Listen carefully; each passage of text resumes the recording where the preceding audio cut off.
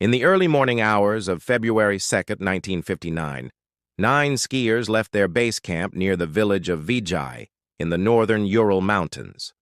Their plan was to ski to the nearby Otorten Mountain and back, but by that evening, they would be dead.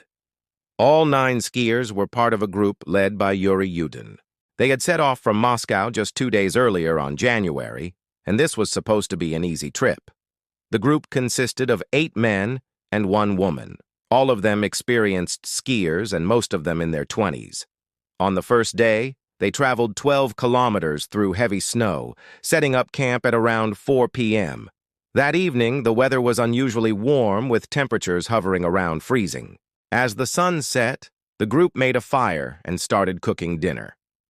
One of the skiers, Yuri Doroshenko, complained of feeling unwell and decided to stay in the tent while the others went to check out the nearby lake.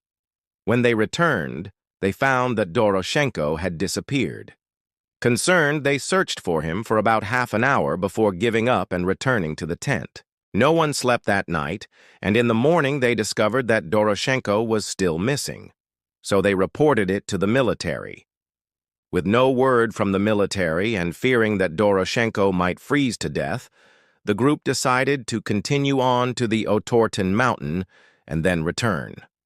On the second day, they skied another 8 kilometers and set up camp in the early afternoon. Once again, the weather was unseasonably warm, and the group reported no problems.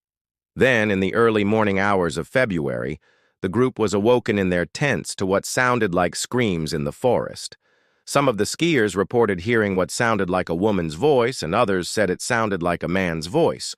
No one knew what the sound was, but it only lasted for a few seconds. In the morning, the group got ready to ski back to the village, and when they unzipped their tents, they found that their equipment was destroyed.